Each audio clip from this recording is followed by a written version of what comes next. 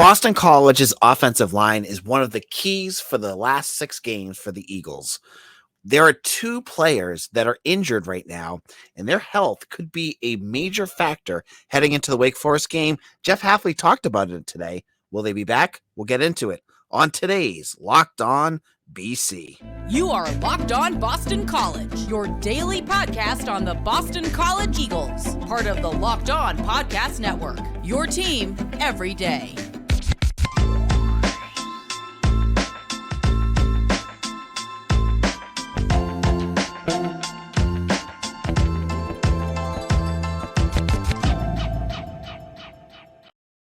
Hello and welcome. This is Locked On BC. I am your host, AJ Black. Today's episode is brought to you by SweatBlock. If you or someone you love is experiencing embarrassing sweat or odor, try SweatBlock.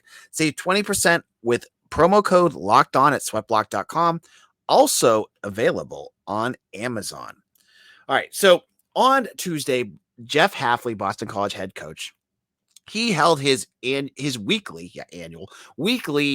press conference to talk about everything going on for Wake Forest prep. And yeah, he talked about, playing at a high level, which I feel like he talks about a lot, and that's his thing. And that's fine. But is that anything we're going to talk about? No, because that's usually the kind of talking points that he talks about, right?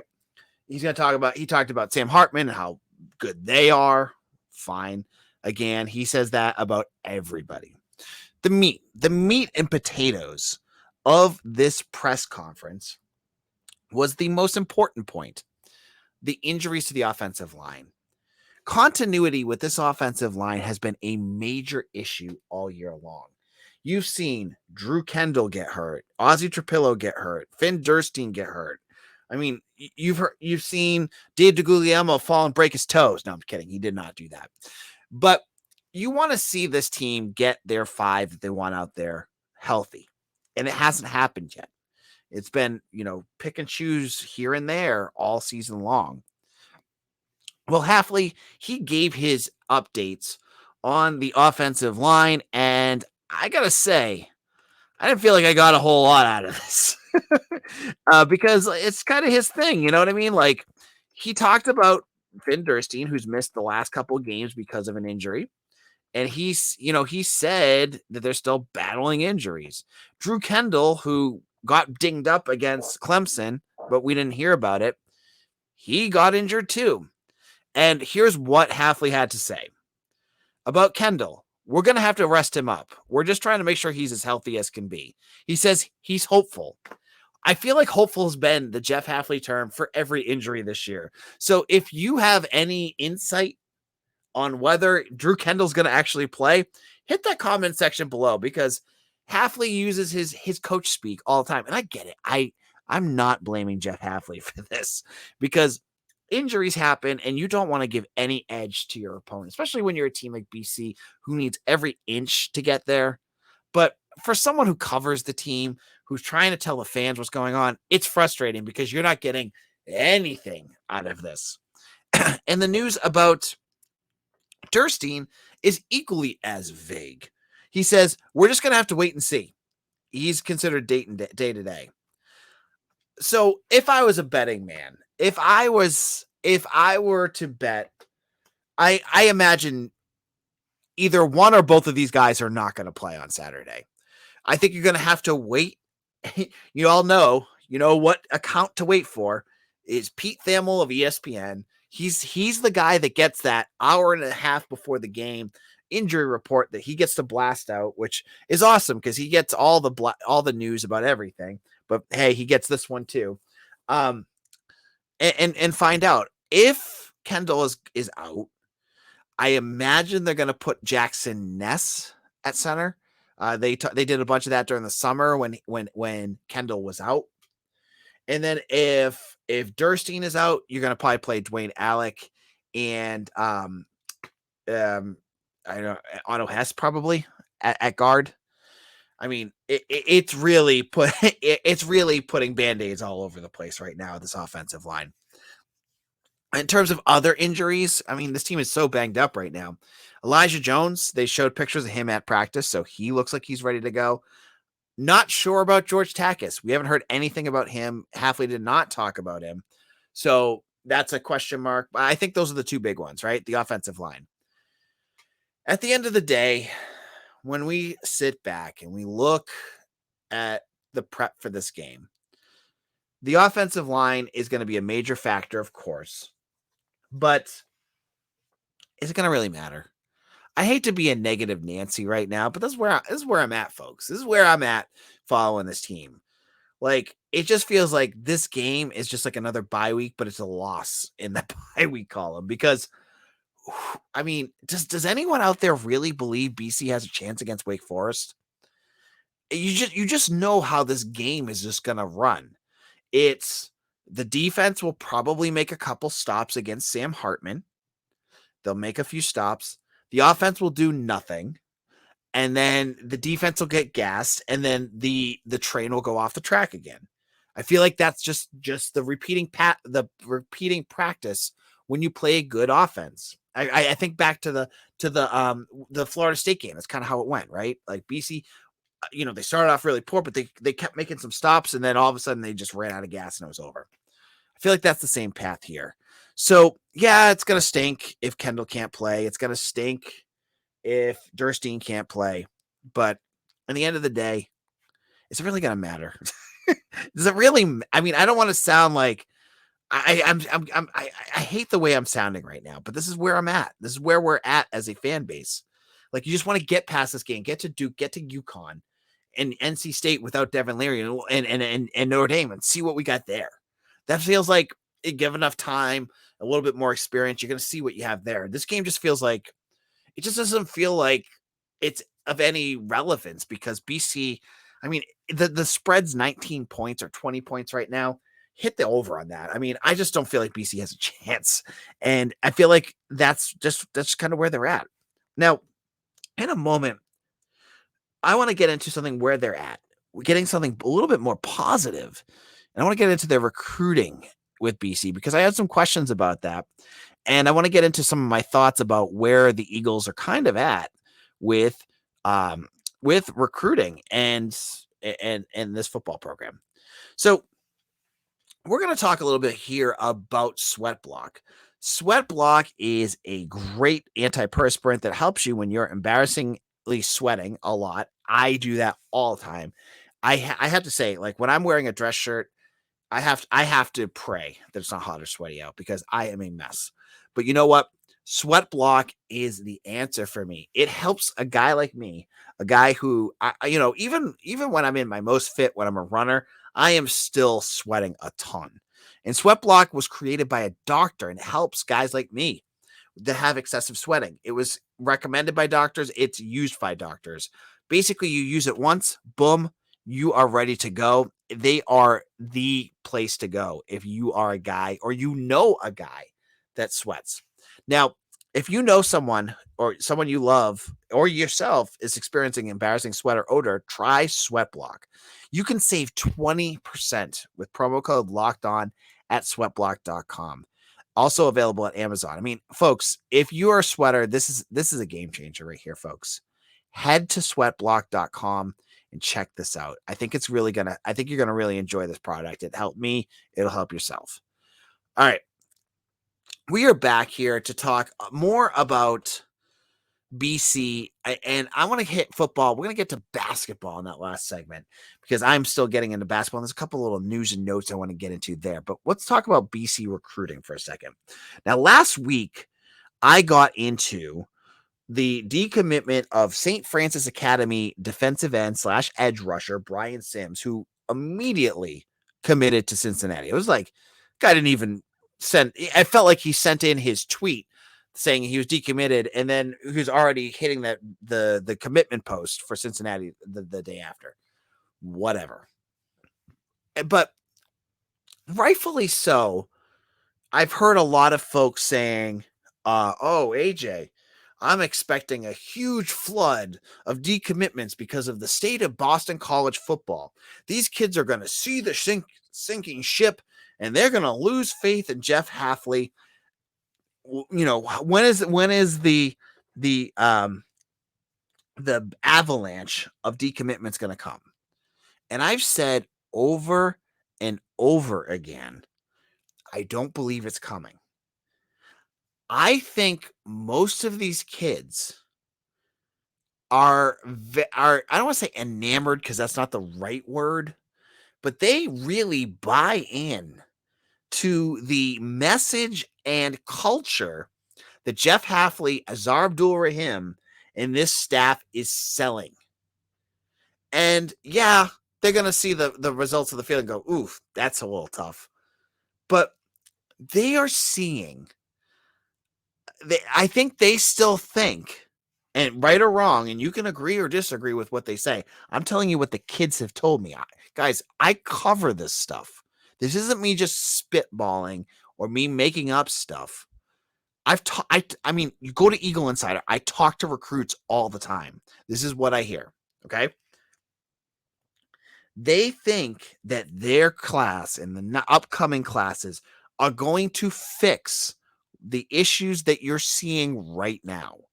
There's offensive linemen that are committed. They're going, you know what? I'm going to be there in a couple years. I'm going to help fix this because I think Jeff Hafley's doing the right thing. And if I get there, I'll help him fix that. There's defensive players that are seeing what Donovan Azaraku and Nito Ekpal are going and saying, look, he's doing it.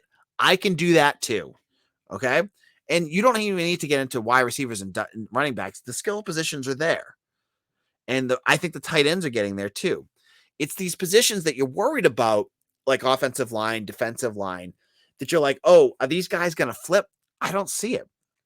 And to be fair, some of that has to do with where BC's at recruiting. If BC was recruiting, in the top 25, yeah, absolutely, I would be more worried about guys flipping. Now, I'm not going to be naive to say there won't be other guys that might flip, but there's players out there, and you can look at the teams. I look at St. Francis Academy right now. I look at what they do. An excellent high school program that produces really good talent. They get national attention. So even if there's a recruit like Brian Sims didn't have a 247 rating for, months. They get attention. Okay. And those players know they get attention. And because of that, they may look at other programs because other programs are going to knock on their door. So yeah, it might be natural that St. Francis Academy, a team, let's be honest here. Let's call it what it is. They grabbed CJ Burton, who decommitted from another program. They lost Jamal Hood. Jude Bowery was fine. Brian Sims, he decommitted. They have Darrell Robinson, who was committed, I believe, to Georgia Tech and Virginia Tech at different times. It's a program that is fluid. I'm not going to judge or say anything negative about what they are doing. I'm just saying that's kind of how that program works, right? That could happen. I don't think that's out of the realm of possibilities. That being said, other than that, unless you see some late offers, maybe these kids have some senior film that pops. I don't see BC losing many other players. I just don't.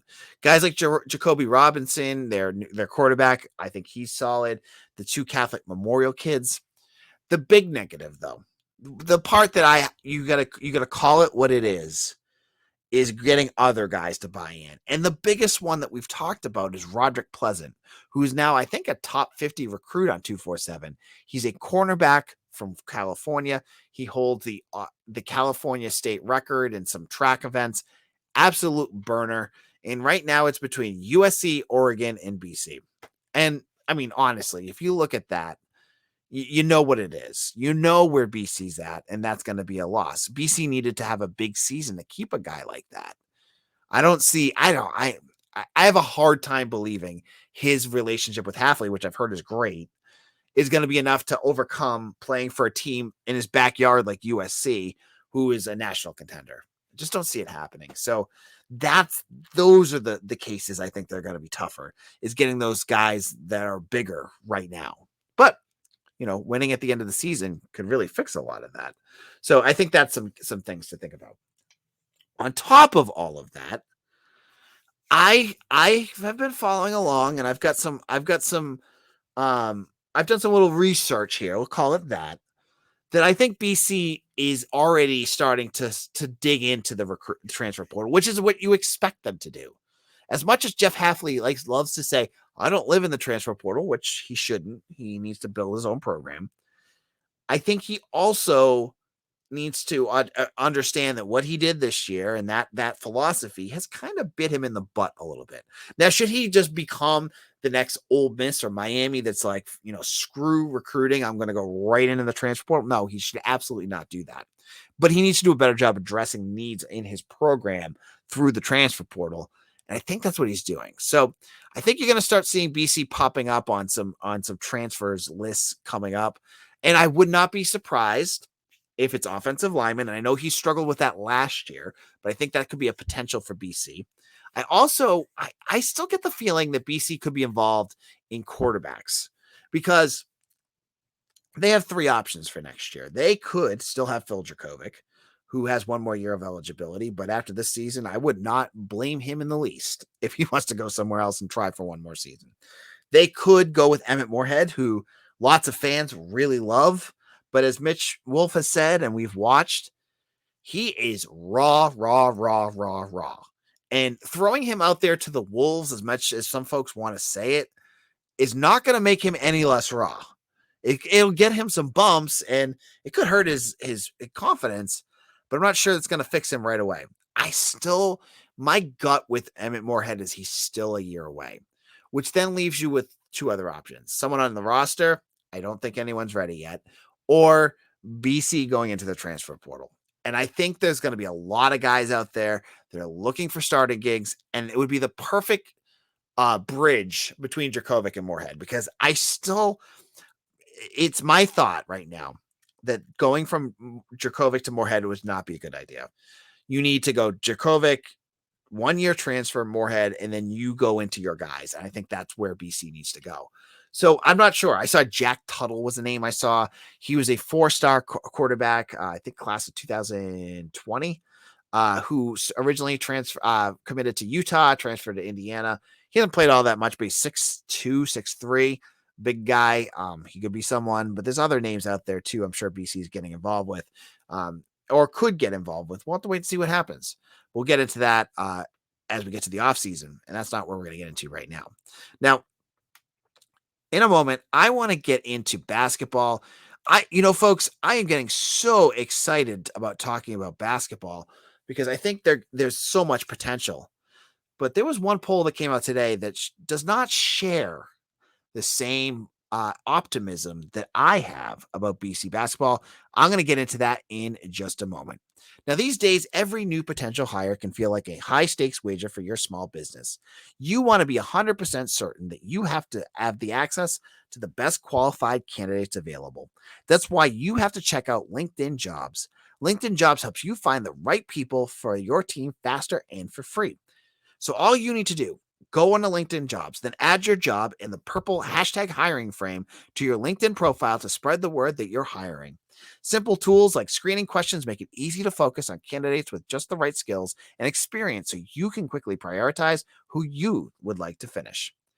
Now, you are going to want that right team member, and you need to go to LinkedIn Jobs because they're going to help you find it. It's why small businesses rate LinkedIn Jobs #1 in delivering quality hires versus leading competitors. LinkedIn Jobs help you find the qualified candidates you want to talk to faster. Post your job for free at linkedin.com/LockedOnCollege. That's linkedin.com/LockedOnCollege to post your job for free. Terms and conditions apply. Locked On Boston College. I am your host, AJ Black here, and we are talking about BC basketball. Before I get into this, though, I want to recommend that you hit that subscribe button on Locked On BC on YouTube. Go to youtube.com, just search Locked On BC, and hit that subscribe button. I'm telling you, folks, even if you're not going to listen all the time, go in there. Just do that for me. I'm searching to get to 600 subscribers by the start of basketball. We're at like 550 now, and I've got like 3 weeks. So I need your help. I really need your help. Hit that subscribe button. If you got multiple Gmail accounts, You could do multiple subscriptions. And honestly, like folks, your subscriptions help even if you're not listening to it. So go to Locked On BC on YouTube and hit that subscribe button. All right, let's talk about basketball. Yesterday, I gave you 3 reasons why I'm excited about BC basketball. And I had a listener chime in and give up a great point. And he goes by Bob or B-O-B. He said, he gave me permission to read this. Hey, AJ, grew up in Mass. I'm a PC alum. Fiance is a BC alum. I root for all New England Big East schools to succeed, besides UConn. My man. Thank you. Think you do an awesome job with the Locked On pod. You're clearly very dedicated to the school and a super fan of the programs. Yeah, I'm a fan of the program, but I'm trying not to be a fan of the program. I get it. In terms of the most relevant recent, God, I'm botching reading right now. In terms of the most recent basketball pod, I would tread with a bit more caution to avoid the same potential pitfalls that are occurring with football. A la too hefty expectations, which lead to disappointment. It's Earl's second season, and a guy like Prince, who is highlighted, is only a freshman. A 4-star forward is going to struggle come ACC play. Conference play is a beast and experience benefits. My concern is that the fans of BC are legitimately expecting to make the NCAA tournament this season. If they fall short of that, say only get 6 or 7 ACC wins again, this year's ACC is stronger than last, then fans will be mightily disappointed and be questioning Earl despite him having things going the right direction in year 2. Curious your thoughts on any of that. And either way, appreciate the dedication you have towards covering your alma mater and a New England school generally.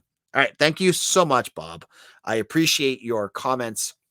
And I brought that up because I think you do bring up a good point. And I don't want to be the guy that's pushing too hard. But there were 2 interesting preseason projections. And I'm going to get into one. The other one, you need to go to Eagle Insider and you can read my VIP. If you're a VIP member, it's only $1 to sign up for a month. Check it out. But the ACC media released their preseason poll today, and they had BC 13th. You know where BC was last year? 13th. So they're not having much in terms of projecting much there. Now, I will use Ken Palm's ratings, which again, I'm respecting my VIP members. I'm just going to say that they have them much higher than that. So where does the truth lie? Where does the truth lie here? And I think Bob brings up a good point. You always want to be careful about where you put freshmen in terms of projecting them to do a ton of, on-court contributions. That being said, I know a couple of our premium subscribers are really high on what TJ Bickerstaff can do. So there might be the case that they see what Prince Aligbe can do at forward. And maybe he has some freshman struggles. That's totally natural, right? But maybe they go to TJ Bickerstaff more often because he's been around for years. This is, his second year, but he's also played, before that with a Rider. I'm totally blanking out what school he was at. And you guys yell at me in the comment section. But I do think it's important to be realistic in expectations.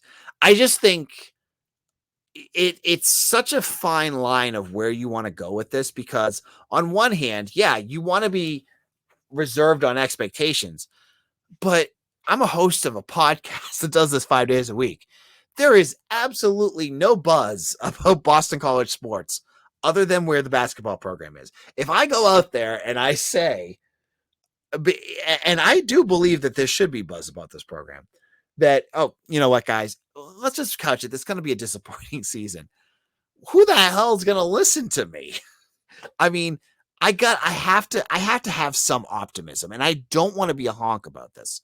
So I say that with respectfully, because I think what Ken Palm put out is actually a good middle ground between whatever the hell the ACC preseason poll was and what I said yesterday, which may be way too optimistic, but that's okay.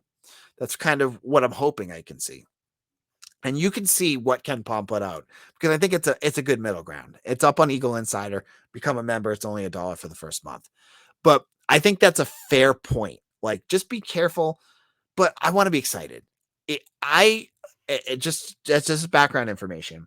When I was at BC, I was there the year that they started 20-0, and going to BC basketball was the social highlight of my year there, even more than football. And that was, I think, right after the first year that they went to the ACC, which was fun. I mean, that first Florida State game, man, whew, I was in good shape for that game, but that was a lot of fun.